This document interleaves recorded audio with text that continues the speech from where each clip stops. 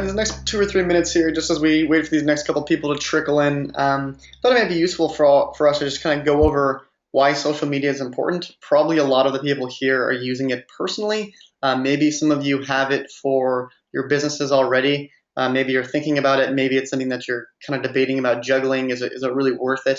So I just want to go over kind of 10 big points that I thought were really important about social media. This is something that you can, write down on a piece of paper or in a Word document on your computer if you like.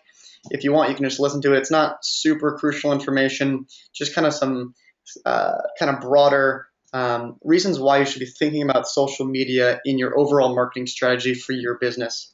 Probably the biggest reason why these channels like Facebook and Instagram make so much sense is it starts with brand recognition. That's something probably we've all heard before. It's when you as a consumer you can recognize that brand not just for their their logo or their product, but for what they mean to you. It's a chance for you to make your brand easier to access, more accessible to consumers. It makes it so you can more quickly build relationships with consumers. Because just like you, a lot of people use social media. And by using social media channels, that gives you another opportunity to build that brand recognition, which when they hit your website is going to increase the likelihood that they're going to convert into a customer since they already recognize you. And this also bleeds into your current subscribers too. After doing this for a few years myself, one of the most rewarding experiences I see for customers is when they get awesome feedback or when they get customer service really quickly on social media. And that really increases brand loyalty, which is the other reason why social media is really important. It's another opportunity for you to increase brand loyalty. And what that really means is that when a company engages on social media channels, their customers are more likely to stay with them for longer periods of time and maybe even spend more money. So if you have a subscription business with maybe just one product, it's just a monthly subscription, but maybe you're offering some bonus boxes every once in a while, or maybe you're offering one-off items or something like that. By interacting with people on social media and creating these avenues to communicate with your customers, the customers that do communicate with you and you do engage with are probably going to be more likely to actually purchase those other things, and they'll get a larger share of wallet is what it's called. So brand loyalty is another big one.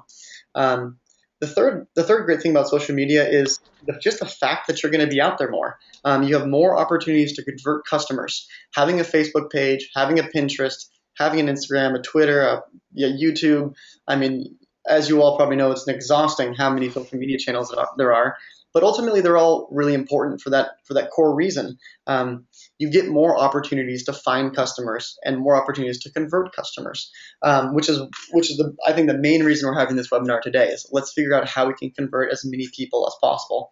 And then kind of dovetailing on that too, with social media, the people who do interact, even if they're not your current customers, they generally tend to convert at higher rates. So conversion rate, as probably most of you know, is the rate at which a visitor to your website is going to turn into a customer. Most e-commerce stores see it around 1, 2, 3%, maybe 4 or 5% if you're doing it really well. But if it's someone who's coming from social media directly to your website, they're more likely to convert at a higher rate. Some studies have shown it at about 100% higher lead to close rate than normal, just random visitors. So that would mean a difference between 1 and 2%. So it's not huge. But if you can push substantial traffic through your social media channels, that's definitely going to give you more opportunities to get some higher converting customers. Another great thing about building out your social media channels is your brand authority. Now, some of you might be running businesses that you've seen competitors out there, which is perfectly fine and perfectly natural. It's actually really good. It helps us all stay, nice and sharp. But when you build out a social media channel or several social media channels that are well developed, you focus on interacting with your followers and engaging with your audience. That's creating brand authority. You might have competitors out there, but if you're the one who's leading the charge on social media and people can see that, people are going to recognize that, and that goes directly with the conversion rates. By having higher brand authority, people are going to want to follow you for your updates. People are going to want to see your pictures. People are going to want to see your pins. It becomes something that is kind of like a snowball effect with your branding. It gives you the opportunity to continuously make sure that you're the number one name for the best, pet products or, weight gain supplements or whatever it might be that you're putting in your box. Um, and ultimately what this does is by building that brand authority, by building that momentum, you're increasing the total amount of inbound traffic to your website, which is the sixth point that's great about social media, is whether or not you're getting customers that are going to be converting right away, you're getting more traffic. And that traffic can convert in other ways. That's maybe not a customer. They might be subscribing to your newsletter. Maybe they're interacting on your blog if you have a blog, and maybe they're deciding to, kind of cross-pollinate and they're going to your other social media channels. But overall, just by building up these channels, you're getting more of the pie. You're taking a bigger scoop out of it by opening up 6 or 7 different new outlets for you to get inbound traffic from, which is great. And one of the things that makes it great is that this is all basically free. Facebook, Instagram, Pinterest, Twitter, YouTube, all of these channels are low to no cost customers. The only cost is really your time.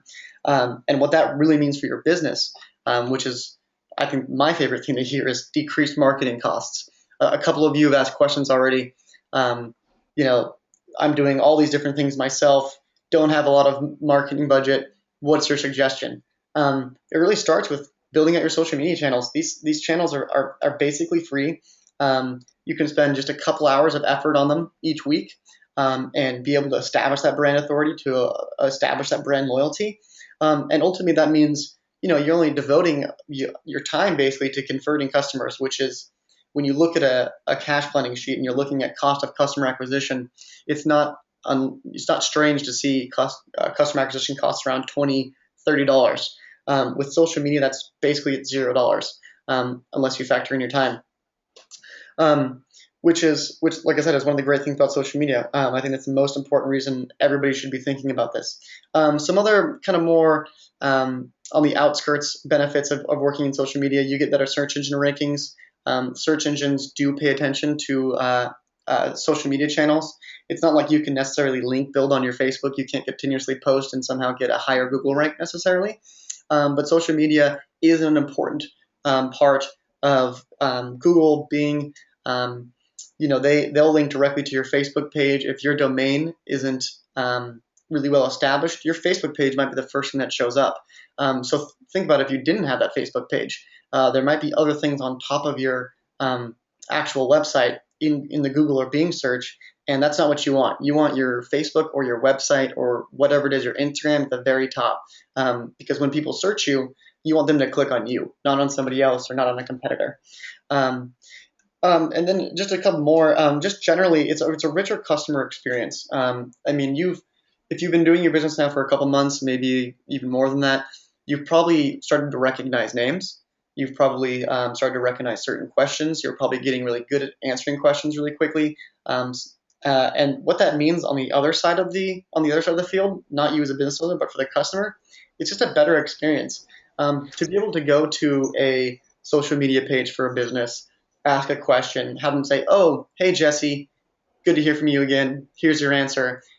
For just as a consumer, that feels great, and that's the type of experience that I want to have, that you want to have, that your customers want to have, that make them loyal, that make your brand authoritative, that make that customer experience really rich. It allows you to address comments, apologize, take actions. Social media is a great form of communication. It's a form of access that you're giving customers, and customers always want more access. And then finally, the last reason social media is a great tool, and after this we'll jump into the main presentation here, is customer insights. So probably some of you have already started working on Google Analytics, or maybe another an analytics tool that you might be using for your website. But basically, these are tools that they tell you your demographics of your audience. They tell you where they're visiting from, what times they're visiting, what pages they're going to, when they're leaving your site. These are core analytics to your business that, when you pay attention to them, allow you to fine-tune your conversion rates, or your website to increase your conversion rates. And the same thing can be accessed through social media, primarily through Facebook. Instagram doesn't have insights. Pinterest, Twitter, not as many insights there either. YouTube does offer some insights. If you're hosting a channel, you can see a little bit more about when people are viewing it and when people are liking it. But as Facebook as a tool, it gives you an incredible amount of information about the types of people buying your product. You can specifically see, and this is something that we're going to explore actually in the webinar too. You can specifically see where are people coming from, what city are they coming from, what's their age range, and with this information, it allows you to make more targeted advertisements. It allows you to just understand your customers better, and it allows you to do a little bit more research on what does the person who's buying your product actually look like. And so because you can access these insights, it's a no-brainer to do social media. And those 10 reasons right there are, I think, are the big ones for why social media is so important. And I think hopefully this gospel has convinced all of us to open up our Facebook pages and get ready to make some pages. And if not, hopefully by the end of this webinar it does. All right, so just to remind everybody, we have some more attendees here now. On the right-hand side of your screen, you'll see a GoToWebinar control panel, which you can ask questions to. You can also see on the right-hand side, there's a handout section. There's only one handout. It's called a social media cheat sheet. I'll let everybody take a second to find that. And that's just a PDF, single-page PDF of some things that we think are really useful, image sizes, some suggestions for posting. And then for each Facebook and Instagram, we kind of laid out 8 or 9 different steps that you can take today to make your social media channels that much better. And then while I've got everybody's attention here, I'm going to put out a quick poll. And this poll is going to pop up on your screen. Just answer it as quickly as you can, and then go ahead and hit submit once you've chosen it. It's a multiple choice. You can choose more than one. I'm going to go ahead and launch this now. It's just which social media platforms do you currently use? So we've got 5 questions there, and I'll just let everybody answer that. And we'll give it about 2 minutes before I end this poll.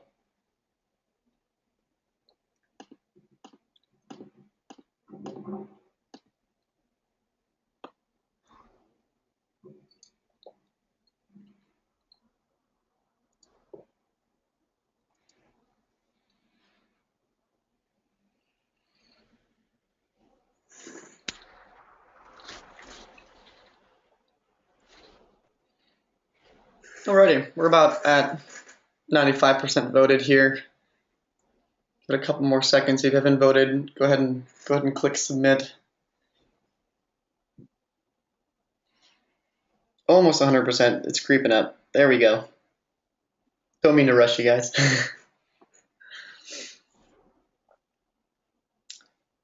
All right, I'm gonna go ahead and close this poll now. I'm gonna share the results here too on your screens. So it looks like everybody, just about everybody, is using Facebook, Twitter, and Instagram. Those are 3 big ones.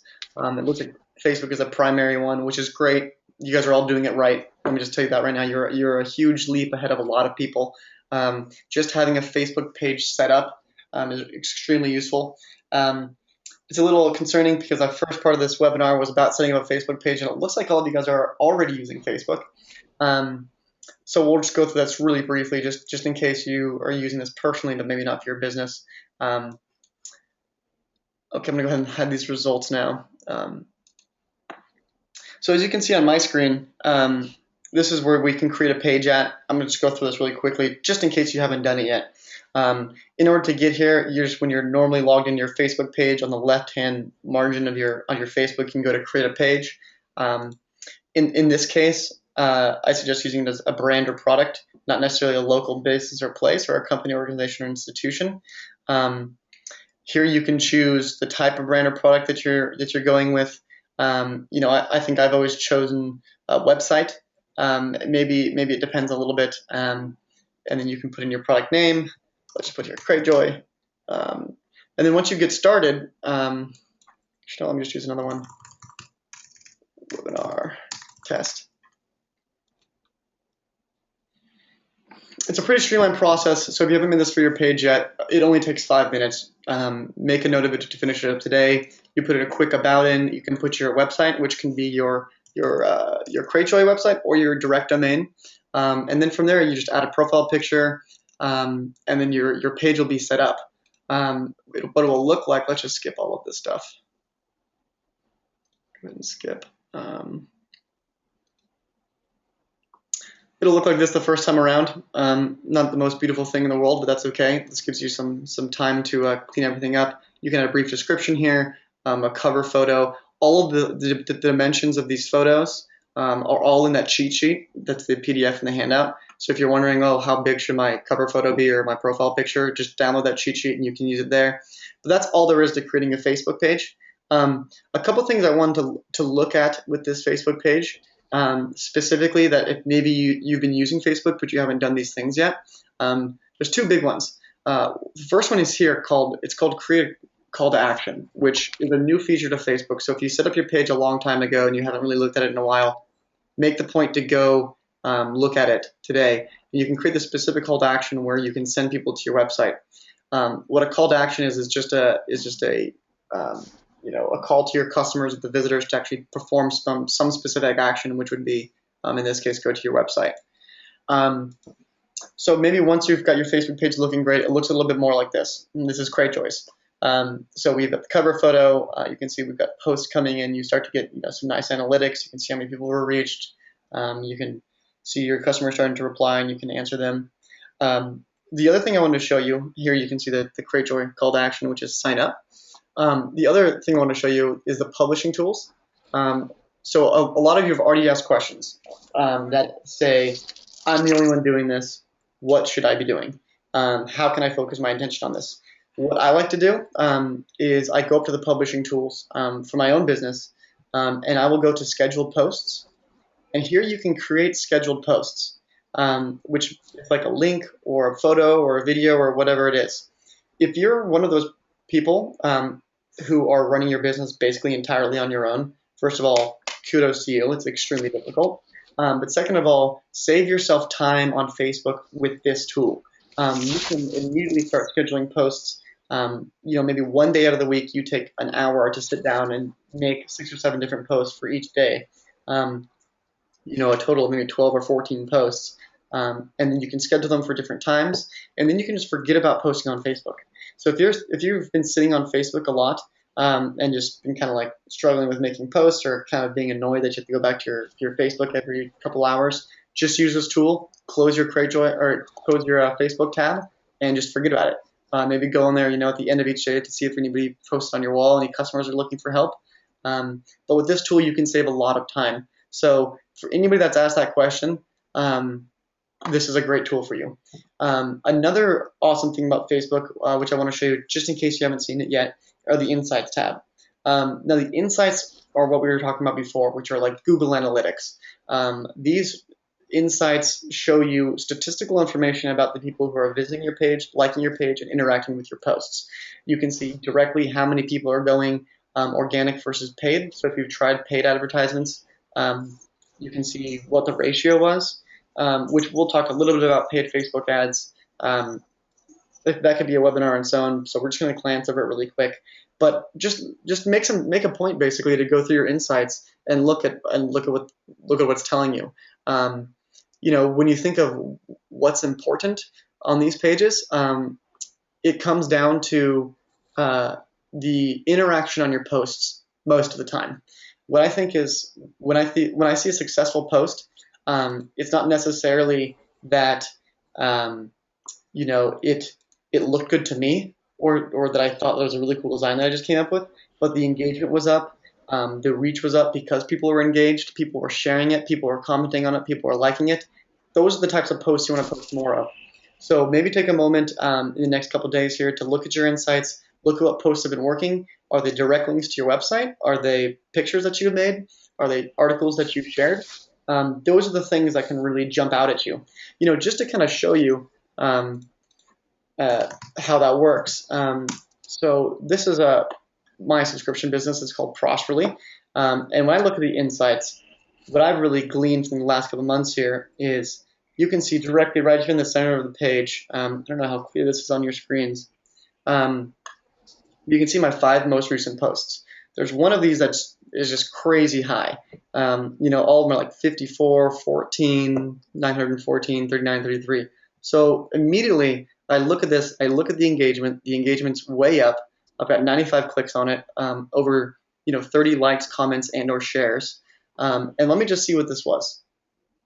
It was a it was a video of, let's go back to the page. It's gonna be kind of silly, but it was a video of a squirrel hiding a nut in some dog's fur.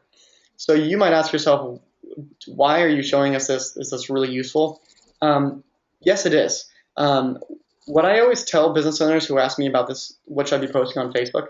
Um, I always suggest uh, posting things other than your business. Post funny videos. Post cute animal things. Post maybe if you're like a weight training box, maybe it's like an exercise video. If you're a beauty box, maybe it's like a beauty tutorial. Even if it's not yours, it's a way to get people engaging on your page. And the way that Facebook works is a lot like the way that Google works. It's all based on algorithms. Um, when you get more post engagement on your page, you're increasing the likelihood that your future posts are going to be seen more by those same people.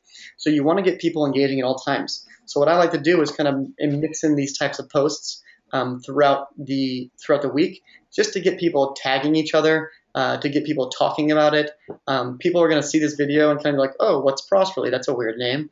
Let me check it out. Maybe I grab, if not one customer, maybe I grab a couple likes, and that's a successful post to me. So look at your insights. Look at what's been working well for you. Maybe it's things that aren't just your branding. Kind of moving on from the insights, just to jump back to the content on Facebook. One of the biggest things that I've seen and that I've read about Facebook is that direct advertisements don't really work that well. Facebook actually suggests not to do them as much as possible. They're trying to push everybody to be using their call to action buttons. Just use this, and besides that, just post interesting content. It's not because Facebook doesn't want you to get customers, but it's because you have to think about the customer experience of them being in their own feed and looking at advertisements.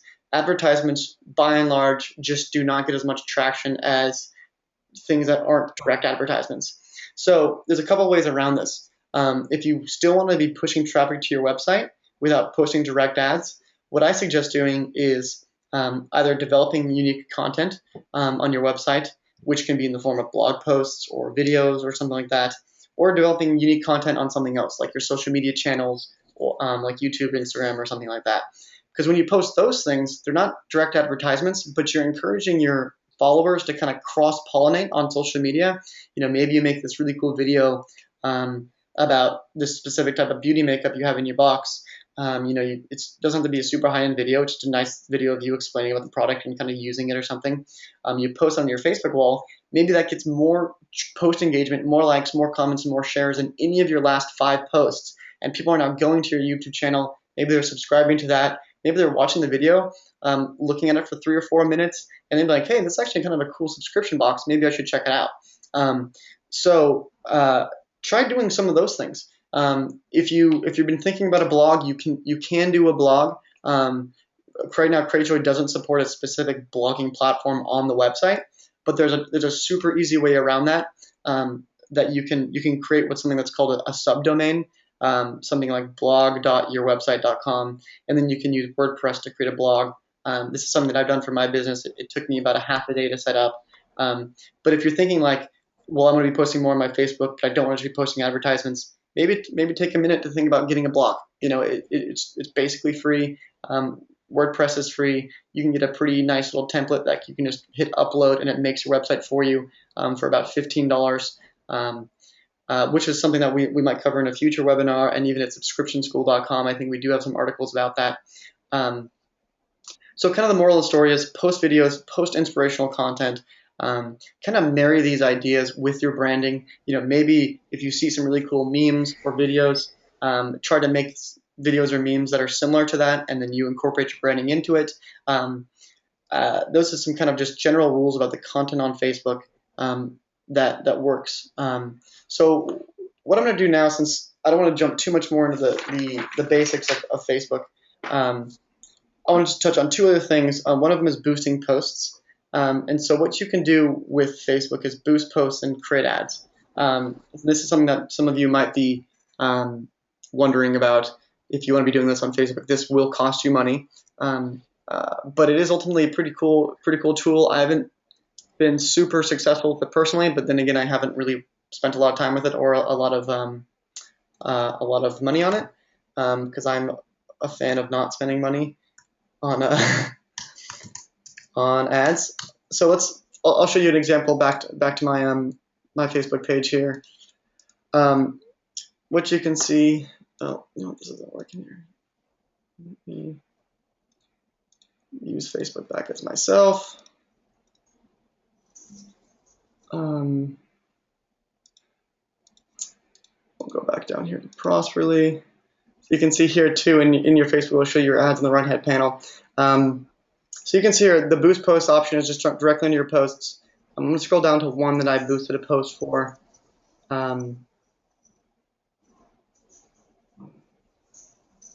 Too long ago.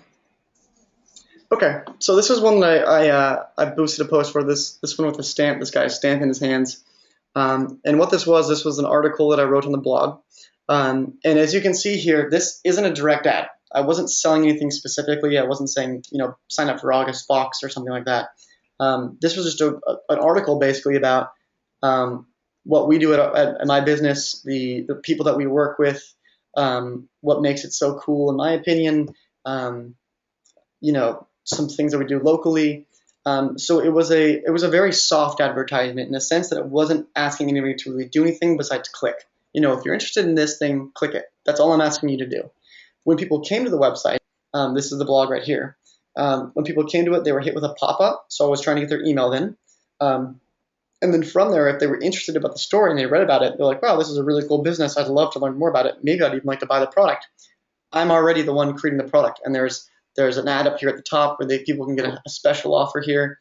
I grabbed their emails. Now I can email them special offers.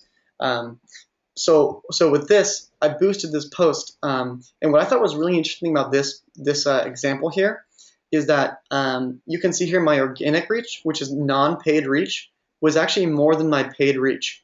For my paid reach, I think I only spent about $20 on this, so it wasn't a lot of money.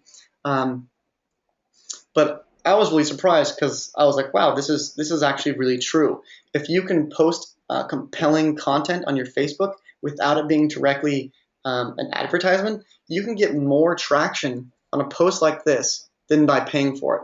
And granted, there was only 85 clicks in all. With a conversion rate of about 2 or 3%, you're only looking at maybe 1 or 2 customers out of this. But ultimately, it was a successful post. People clicked it, people shared it. It was a good use of $20. I boosted the post, made sure everybody in my feed saw it. And this is something that you can either go super in depth with, where you can choose, do you just want on desktop, do you just want on mobile? You can choose your audience. You can choose audiences you've saved before. You can choose, gender, their interests. You can see here I kind of put in some specific interests: National Geographic Traveler, Condé Nast Traveler. I don't know where I came up with those things. I might have just randomly added them.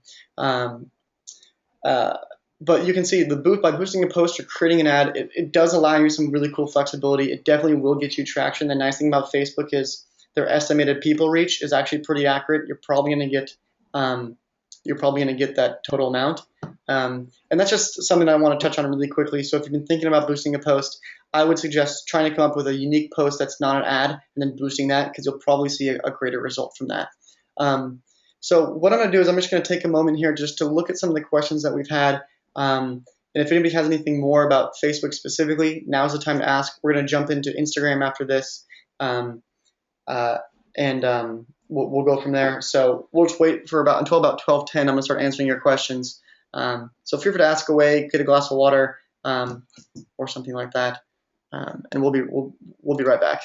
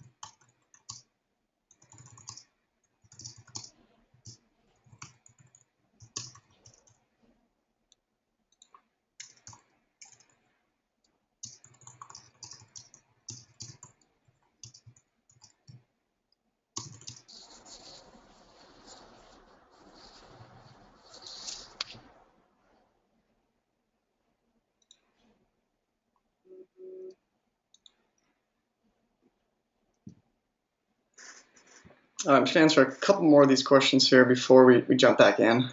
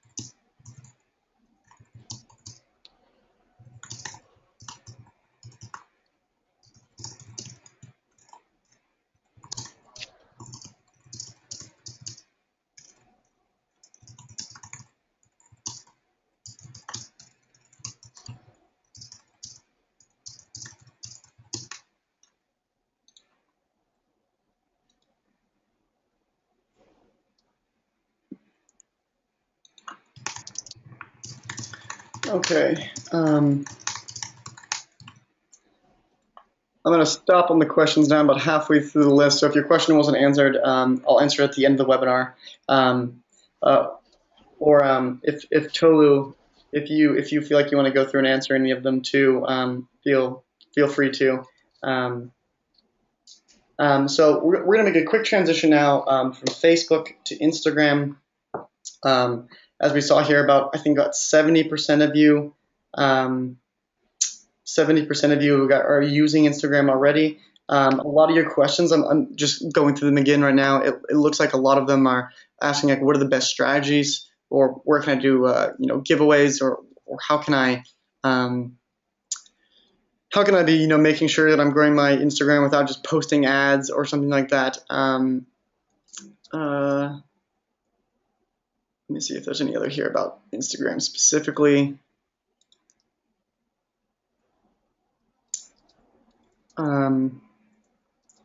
Okay. So as far as Instagram goes, probably most of you have a solid understanding of it now if you've been running it. For the 30% of you or so that haven't been using it, I definitely suggest downloading the social media cheat sheet if you haven't already. Once again, that's a PDF on the right-hand side of your screen. It'll show you how to make the account. The one thing about Instagram is you're going to need a smartphone, you're going to need a tablet or something like that to manage it really well. Which is, I think a resource that is really useful. You'll probably be able to, if you have to buy a tablet or buy a smartphone, you'd probably be able to pay off the tablet or smartphone with the sales you're going to get from Instagram. That's something I can almost promise you. I've seen some serious success with Instagram myself, and I know a lot of business owners who have seen really good success with it too. Just to kind of give you a brief overview, if you're not familiar with it, or for those of you who aren't familiar with it, Instagram is a photo sharing app. It's like an application you download onto your phone. You can also access it on the internet. So if you have your browser open, you can just go to Instagram.com, and you can see what it looks like. It's a very simple web app because it's meant to be an application on a phone. And you can see here, you go and you can look at these pictures, and people like the pictures, and people comment on the pictures, and that's that. Um, uh, you can see, oh, that's the screen I want to see. This is what it would look like on your phone, your iPhone, or your Android. Um, Instagram is what makes Instagram really useful. I think there's a couple big reasons why you should think about doing it and why you should probably start doing this. And I'll make this really quick since we've only got about 15, 20 minutes left. Instagram is, first of all, there's not a lot of ads on Instagram. Frankly, there have been a lot more these last couple of weeks, which is super annoying. But they're sponsored ads, and they're really easy to tell what they're ads. So advertisements in the way that we're talking about them, in the way that it's a Instagram handle, it's our account, and we're kind of creating these kind of branded ads like we were talking about on Facebook. Those, there's not really a lot of them still. A lot of businesses use Instagram, but I think that a lot of business owners think it's a little bit harder to access. It's really hard to measure for sure. And some business owners are they're just not savvy to it yet, which is good news for us, because that means there's a lot of open space for you as a business owner to capture more traffic. And so what I want to show you here is my business's Instagram. This is a business that I launched only about 5 months ago, 6 months ago. We have about 3,600 followers right now, and we probably have got, I want to say, at least 100 to 150 customers from this, just from the last couple of months. And so for me, I already know the time commitment's been worth it. This has been as much of a growth driver as any of my other customer acquisition strategies. And considering that this is something that I kind of do, maybe over the course of 45 minutes each day, it makes it really, really high value for me. So this is what the Instagram looks like. If you log on your phone, obviously it's a little bit different. A couple things that are explained in the handout is just kind of how to make your Instagram profile look great. There are a couple of tricks that you can do to make your description unique. Definitely be sure to add in your website. I always include a call to action. Get 10% off for live. Discover the best blah blah blah products. So when people hit those images, or they see this cute picture of this puppy dog, and like, oh my god, I need to follow this page, they click prosperly, and boom, the first thing they see is, oh, this is organic products. These are artisan crafted products. 10% off in life. I wonder how much it is. They click through, and then I get around 80 to 100 visitors each day just from this one channel, which kind of comes back to that first point we were talking about, where it's just increasing that inbound traffic. So for the 20% or 30% of you who aren't using Instagram, totally make an Instagram today. You can maybe be getting 30, 40% more traffic to your website just by doing Instagram. And so what do I mean by doing Instagram? There's a couple best practices. The first best practice I would suggest is interlacing as many non-advertisements as possible, which is something that we talked about with Facebook. So you can see here, this is kind of an advertisement, this cute girl with her boxes. This is kind of an advertisement, just a picture of the box. There's more specific advertisements that I've posted. Here I'm announcing a theme. I really try to avoid making things that look like ads, like, I'm sure there's one on here somewhere.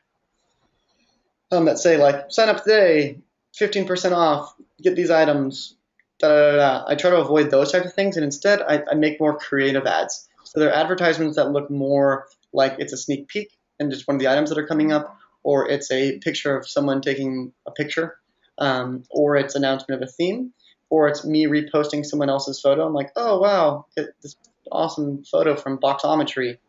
Thank you for reposting this. And that's a really cool way to get people engaged. Like, wow, look at all these people are posting from them. This is another one. Oh, from Kate's Plate. It's really nice. She posted it, and people are like, wow, someone else posted it. This must be a cool brand.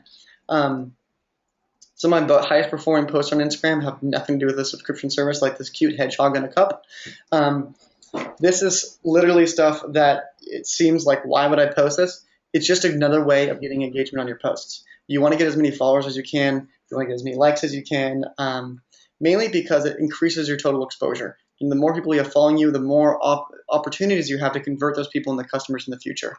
And so for doing this on Instagram, there's a couple things that you can do to make sure that these posts are going to be successful for you.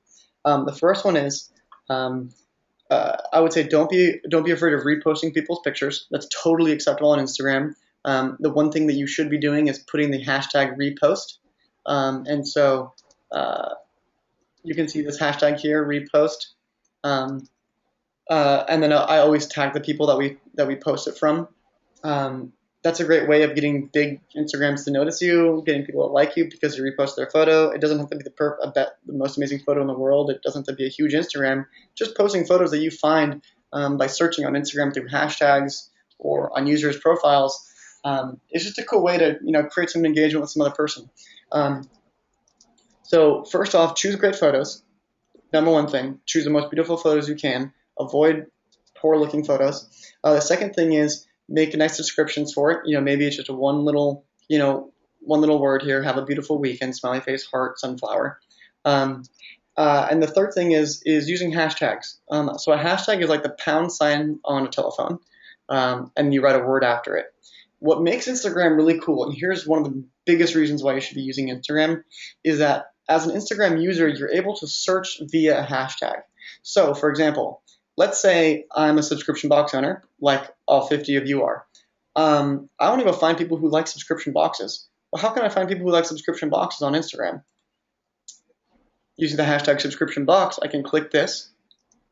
Again, this is going to look a little bit different on your phone, but basically the same thing. And I can see right here there's over 100,000 posts, over 100,000 posts with hashtag subscription box on it. That means over 100,000 people have posted a picture and then hashtag that subscription box. So what I can do here is I can go through these pictures, and I can go like people's pictures. Oh, Emmy B Beauty, she must like subscription boxes.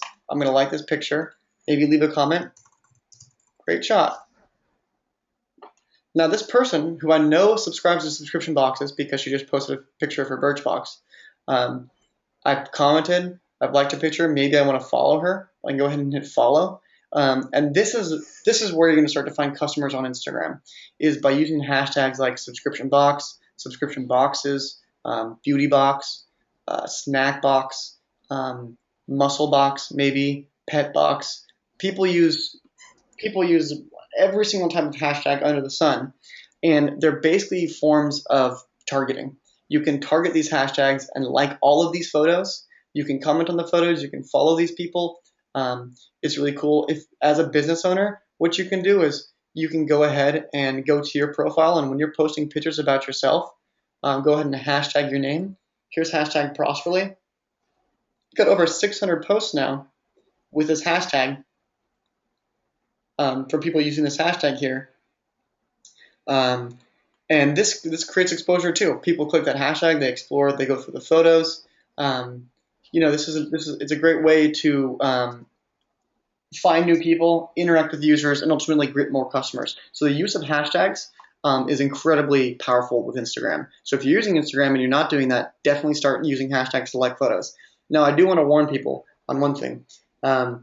As an Instagrammer myself, the one thing I hate seeing is people using like 50, 100 million hashtags. So don't use them too gratuitously. Maybe it's 5 or 6. Maybe when you're writing a description of a product, maybe you're using hashtags. I think I did that with one of the recent posts under Prosperly. I think you can see here we hashtag shea butter, mango butter, cocoa butter. So this is I would say this is just about the max amount of hashtags you want to see. It's like 15 on here, which it's kind of even too bad. But it's hashtag Calendula, hashtag Pacific Northwest. This is a tool basically to not only for you to search people with those hashtags, but you can also use those hashtags to get new people looking at your pictures. People are looking under the hashtag subscription box. They're looking under the hashtag Pacific Northwest. They're looking under these different hashtags. So by hashtagging your posts, you're going to get more likes on your posts. You're going to get more comments on your posts. You're going to attract new eyes. Okay, so here's some specific strategies that are also listed in that social media cheat sheet. But I just want to go over really quick for those of you who are wondering, okay, so what do I do specifically? Here's what you do specifically. You build out your Instagram page. You make a nice description. You make a nice profile picture. Maybe post 2 or 3 different photos. if you haven't started your Instagram yet, or if you have, let's say you already got that you're at that point. Step one is identify another Instagram page that has a lot of followers, that has a niche like yours. So if you are a beauty box, let's say, or let's say in the case of Prosperly here, it's kind of organic, artisan crafted, stuff of that nature. It's kind of ambiguous. Whole Foods, that's a page I think I'm going to go to. I can go ahead and click the followers. You can only access this on mobile. You can click the followers, and then in the follower list, you can go and you can follow everybody who follows Whole Foods. It's going to limit you to about 100 follows or so an hour, and you don't want to do it too much that your Instagram gets deleted. So once it stops letting you, just give it a little bit of time. But I try identifying 2 or 3 pages like this. Go to their follower lists, follow their followers, interact with those followers, and what you'll notice is usually about 1 in 5, maybe 1 in 10 of those people are going to follow you back.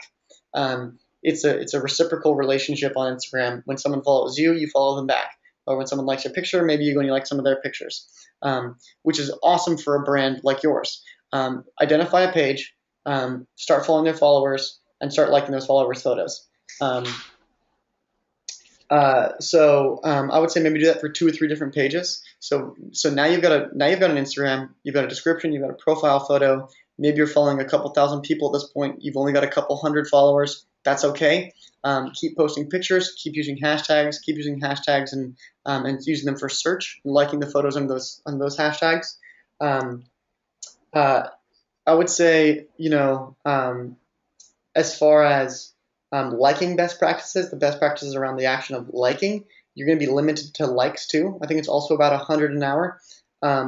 So what I would suggest is, I go back to the example of hashtag subscription box, and what I would suggest doing is be smart about your liking of pictures. For example, if you only have 100 likes or so an hour, try to avoid liking other subscription boxes photos, not because I don't want us all to work together, but because it's actually more effective if we like consumer photos and not, business photos. So for something like this, so this is someone who's reposted. So this is a perfect. So it's a person. But if this was a subscription box business, maybe skip that one and just go to another consumer's post.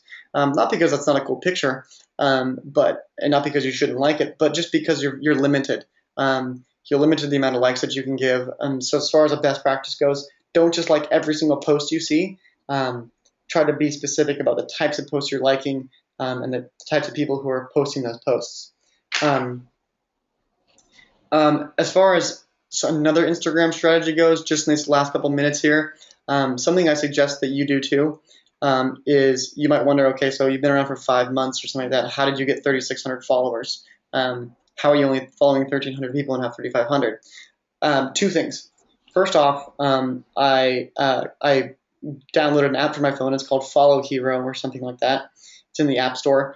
And it lets you see the people you're following and who aren't following you back. And so maybe once a month or so, I have my social media guy unfollow the people who haven't followed us back yet. So that keeps our following count down. Since you don't want to be following a ton of people because it looks weird. Following 1,000 people or so, a couple hundred people, that's all right. I always follow people who follow us. So that's one side of the coin, is kind of going through and doing a little bit of maintenance each month, unfollowing those who aren't following you back. The second thing is identifying people on Instagram who you think would like your box. So let's take a look at this person here. You can see the photo credit here, Shell Cakes. This is someone who actually we sent boxes to, and then she took a picture of the boxes. One moment here. It says I'm getting audio's back. Let me do another example, because she's probably not the best example. I think this is the best one. Where's that person's? Where is that person's? Here we go. Let's just go here. So this is a good example. So this is Kate's Plate is someone that I found on Instagram. She's got about 20,000 followers, and I reached out to her. You can see she lists her email at the top. You can also direct message on Instagram. So I was like, wow, this is cool. It looks like she likes food. you can see that she is posting out the box. These are 2 products I included last month. Um, about 185 likes on it. I try to find about 10 of these people each month um, to get, and I reach out to them and I send the box. I'm like, hey, I love your Instagram feed. I would love to send you a box for free. Would you like to do a shout out? And by doing that, about 10, 15 times a month or so, that's given me a lot of followers. And I can probably attribute about 2,000 followers just to the shout outs that I receive. And it's basically low to no cost. It's the cost of your box and the cost of shipping. If you're only shipping to 20 people right now, if your subscription business only has about a dozen or 2 dozen people, that's totally fine. Make the budget, buy 3 or 4 extra boxes each month, um, and send those boxes to influencers with maybe 10, 15, 20,000 followers. 10,000 followers is kind of the threshold that I suggest, just because after that you're only going to be getting maybe a dozen or so followers, maybe 1 customer. I feel like it's about 1 customer for every 10 or 20,000 people. So I'd just suggest doing that. If you've only got 15 subscribers, ordering for enough for 25 boxes and then sending 10 boxes out for free, it may seem like a huge expense right now, and it's something to be conscious about. But you might be able to grab another 10, 15 subscribers from that. You should be able to get about 1 subscriber for each box you send out if you're sending it out to people with about 15, 20,000 subscribers on their Instagram. And so that's another strategy I'd suggest. So just kind of wrapping everything up here, I'm going to go through and I'm going to finish answering your questions. Be sure to download that handout. That handout has specific action items specifically listed in the handout, 8 or 9 things for each Facebook and Instagram. If you do have more questions, feel free to pop over to our Facebook. It's facebook.com/Cratejoy. And you can ask questions there, which will answer questions to you. You can also ask questions more directly to me at Subscription School. So if you haven't yet, you can go to Subscription School's Facebook, which is facebook.com/subscription school. You can like the page, post any comments there. We'll answer the comments. And generally, it's just a matter of commitment. With Facebook and with Instagram, be sure you're posting inspirational, cool content as much as possible. Try to marry that with your brand as much as possible. But don't worry, if you're not posting too many ads, that's not the main focal point of your social media necessarily. Get the traction, get the following, and then you can start to make some compelling arguments to your following as to why they should be buying your box. So I'm going to go through and answer the rest of these questions. I'm going to pop out a couple more polls here. So if you have the time to answer them, please answer them. And then we'll wrap up here. And thanks everybody for attending. I'll make one last announcement in the next 5 minutes or so here after the polls have been closed up. There's going to be one more poll after this. This is just kind of just a general question. How many customers have you gained from social media? I'm just interested to see, what are we getting? Are people getting 0? Are we getting 50 plus? And then the poll after this is going to be one other short poll. It's just, I believe, a yes or no question. So if you could just stick around and answer that for us, that'd be awesome. And again, this was Jesse with Subscription School and Cratejoy. I want to thank Tolu, who's some of you might have talked about already, for getting the idea together and working on this. And we're really excited. When you leave the webinar, by the way, you're going to be hit with an exit survey. Please answer that. We want to find out what you guys want to talk about next. We know this was a pretty general overview, but for the next couple webinars, we're going to be drilling into some specific subjects, more about Facebook ads and those types of things. And thanks again for joining. Chat with you guys in a bit.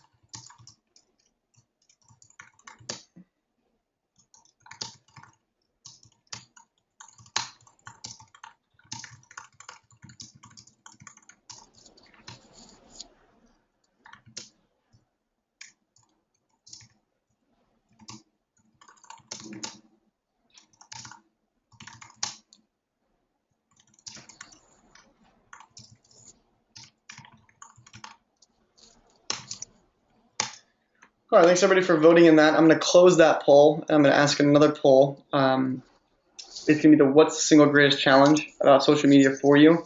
So this kind of dovetails with a lot of your questions. I just want to find out what is it that's keeping you from being successful. I'm going to launch that now, and if you could answer that, that'd be awesome. Thank you.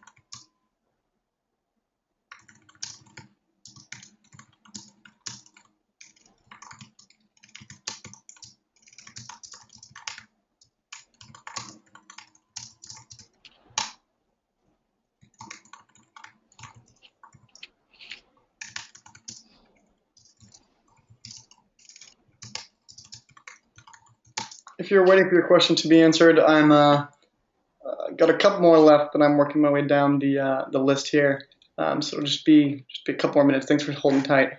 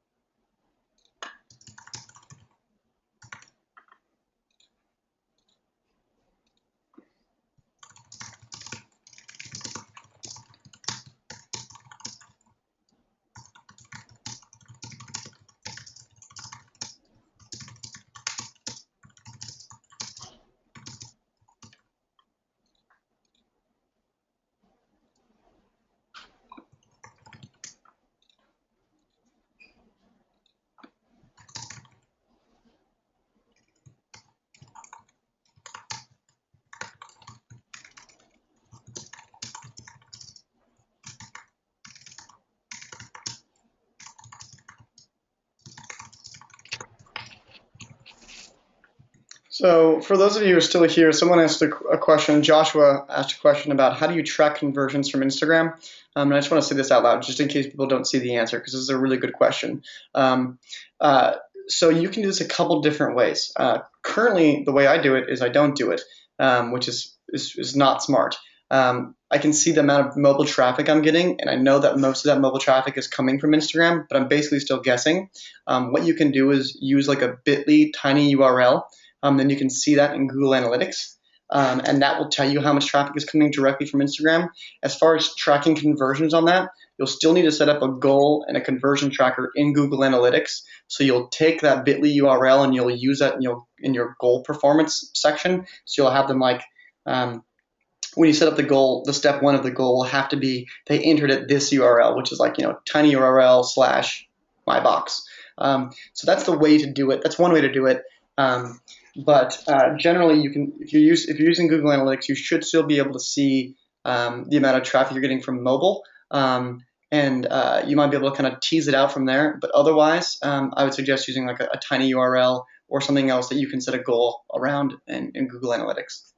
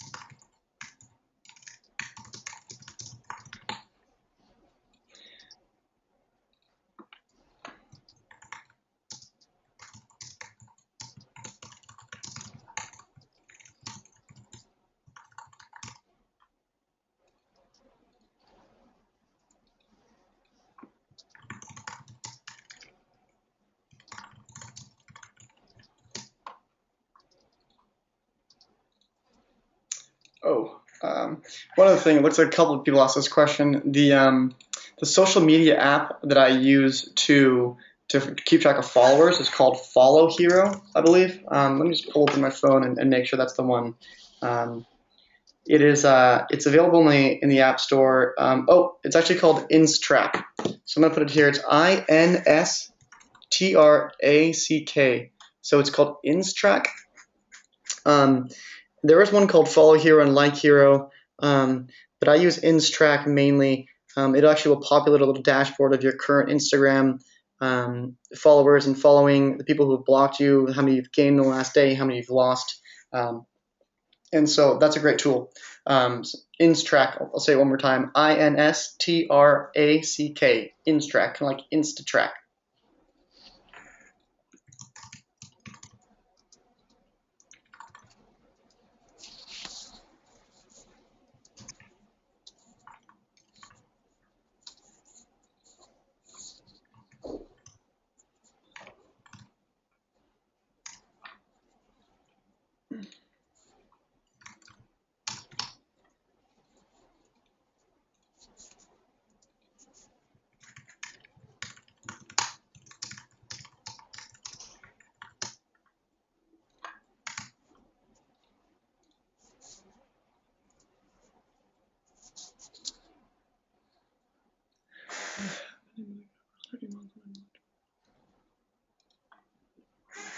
Okay, so I'm going to close this last poll here. It looks like I've answered all the questions. If there's anything that I missed, once again, please feel free to go to facebook.com/cratejoy or facebook.com/subscription school and leave your questions.